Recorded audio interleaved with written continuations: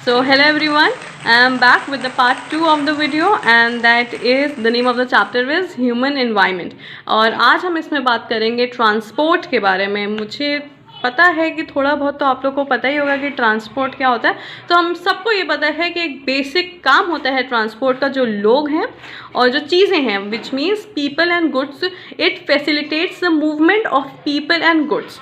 ठीक, अगर किसी को फॉर एग्जाम्पल किसी ने सोचा कि चलो भैया अब लॉकडाउन धीरे धीरे मतलब चीज़ें आर सेटलिंग डाउन और इंटरनेशनल सब खुल रहे हैं, मतलब एरोप्लेन था वो, एरोप्लेन वगैरह खुल रहे हैं, मतलब आपका जो एयरवेज़ है ये अपने पुराने धर्रे पे वापस आ रहा है। तो किसी ने सोचा चलो यार आओ प्लान करते हैं और दुबई घूम आते हैं।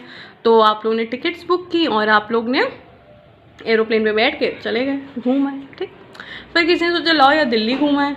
तो लोग क्या करेंगे कि कुछ लोग प्रेफर करेंगे कि चलो भैया ट्रेन कर लेते हैं, कुछ लोग प्रेफर करेंगे यार इतना घर है ही नहीं यहाँ से दूर, हमारे घर से 6-7-8 घंटे का रास्ता है, पहले आगरा एक्सप्रेस से, वहाँ से फिर यमुना एक्सप्रेस से पकड़ना है, 4 घंटे आगरा एक्सप्रेस वे और 2-3 घंटे में दिल्ली पहुँच जाएंगे, तो टोटल 7 से 8 घंटे में पहुँच जाएंगे। तो कुछ लोग रोडवेज से निकल जाएंगे, कुछ लोग बोलेंगे कि भैया मैं तो जाऊँगा क्रूज़ पे मस्त, और मुझे जाना है वो सी रूट के थ्रू, मुझे किसी कंट्री वगैरह में जाना है तो मैं उसके थ्रू जाऊंगा।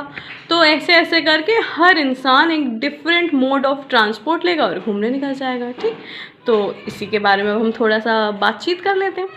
तो ट्रांसपोर्ट हम सबको पता है बहुत इंपॉर्टेंट है भैया, क्योंकि अगर इधर से उधर जाना है और उधर से इधर लाना है तो भैया हमें ट्रांसपोर्ट की ज़रूरत पड़ती है, अब चाहे वो लोग हों और चाहे वो चिट्ठियाँ हों, सीधी सी बात। और क्या, अब हमारे पास एयर मेल भी तो है, हम बाय एरोप्लेन के थ्रू भी तो चिट्ठियाँ विट्ठियाँ भिजवा सकते हैं, वरना कुछ नहीं यार, आजकल तो ईमेल का ज़माना है, ईमेल करेंगे और ईमेल भी छोड़ो व्हाट्सएप करेंगे, सीधे वीडियो कॉल करेंगे। ठीक, स्टार्ट करें फिर। ओके, तो चलो रोडवेज़ के बारे में बात करते हैं। Roads are the most important means of transport over short distances के लिए roads are the best and metalled और अनमेटल्ड टाइप की रोड्स होती हैं। और जो सबने हाईवेज़ के बारे में सुना ही होगा, we all have highways and India में we have NHAI, that is the national highway authority of India. और आजकल जो मॉडर्न चीज़ें आ रही हैं वो सबसे ज़्यादा latest, it is written the latest development in our country are the expressways.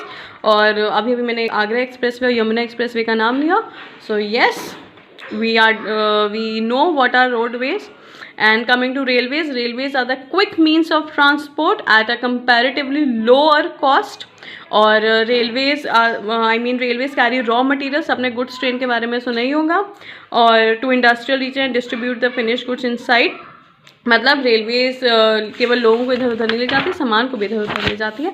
और जिसको हम लोग को बचपन में सिखाया गया था कि देखो ये वाली कौन सी ट्रेन है, ये वाली गुड्स ट्रेन है ना।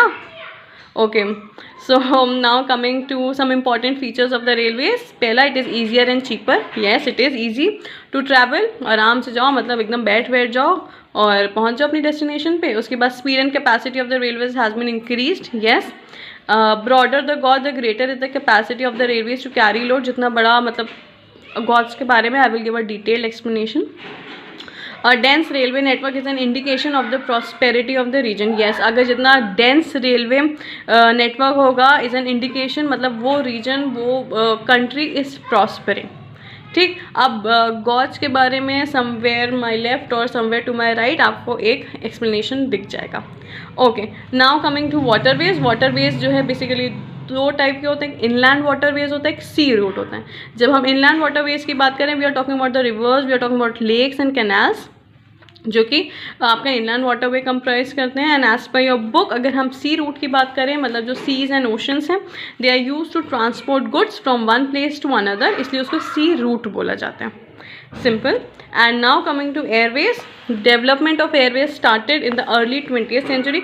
और जो सबसे बड़ा पैरामीटर है वो एयरवेज में, वो बस सिंपल सा ये है कि speed, it is the only factor for which air transport is preferred. मतलब अगर कहीं से कहीं ज़्यादा ट्रैवल करना हो आपका, तो स्पीड की वजह से पीपल जनरली प्रिफर एयरवेज।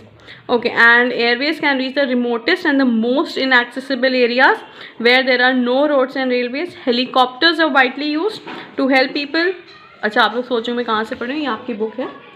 इसमें से कुछ इंपॉर्टेंट पॉइंट्स मैंने हाईलाइट किए हुए हैं, तो वही मैं आपको बताने की कोशिश कर रही हूँ। Where there are no roads and railway different nations permit aeroplanes to fly only through a fixed corridor.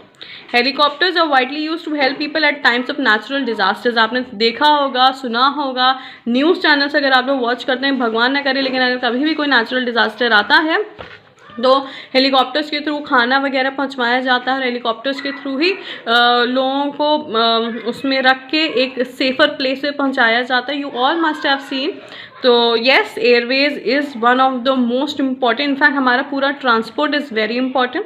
Now coming to communication. अच्छा, कम्युनिकेशन के बारे में अगर मैं स्टार्ट करूं तो आप लोग ने थोड़ा बहुत देखा होगा कि जब हम राजा महाराजाओं के टाइम के थे तो अगर कोई भी उनको कम्युनिकेट करना होता था, अगर कोई राजा के दरबार से कोई मैसेज आता था, अगर उन लोगों को कुछ कम्युनिकेट करना होता था अपनी जनता को, तो बड़े बड़े ड्रम्स होते थे और उसको उस पर ट्यून बजा के लोगों को इकट्ठा किया जाता था और वो संदेश दिया जाता था। और बाकी हम लोग ने तो वो वाला मतलब टाइम तो नहीं देखा है, बट हाँ सुना है कबूतर जा जा जा, क्योंकि हमारे यहाँ तो बर्ड्स भी एज अ मैसेंजर यूज़ किया गया है।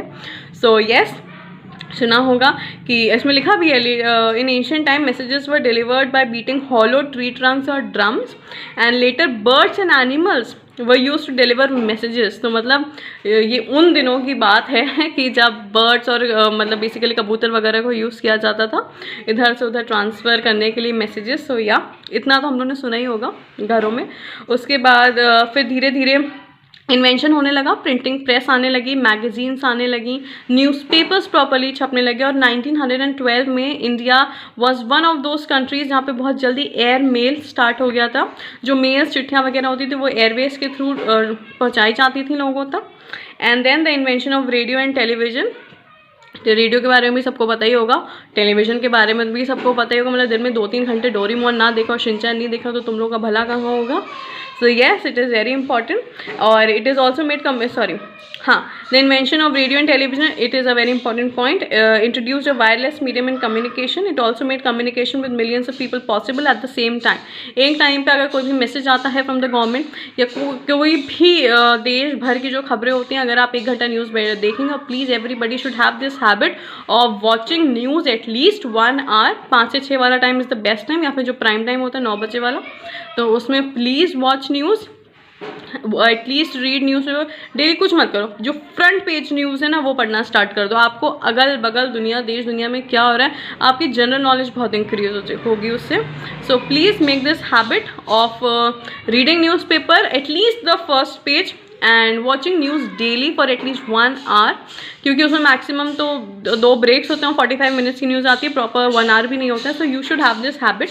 एंड तो इन सारे मीन्स को मास कम्युनिकेशन बोले जाते हैं। मास मतलब होता है ज़्यादा लोग, तो उस टाइम पे एक टाइम पे एक इन्फॉर्मेशन आप ज़्यादा लोग में स्प्रेड कर सकते हो। So that is why communication is an important factor in present. And with the improvement in communication physical distances have reduced.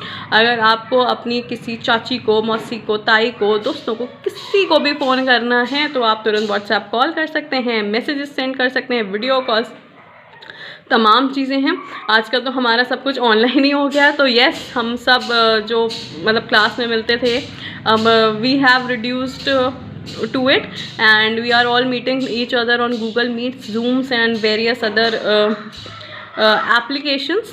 So yes, the world has become a large global society. So yes, communication is very very very important for all of us and communication ना personal life में भी बहुत अच्छा होना चाहिए, बहुत clear होना चाहिए उन लोगों के साथ। who are your friends, who are your family, you should be very clear with them. आपको अपनी फैमिली को, अपने पेरेंट्स को सब कुछ शेयर करना चाहिए, सब कुछ बताना चाहिए। कोई भी अगर if in any problem if you are in, and yes, I'm winding up this chapter over here. If you have any doubt, do comment down below.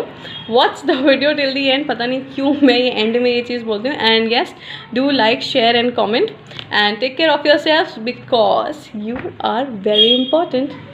Thank you.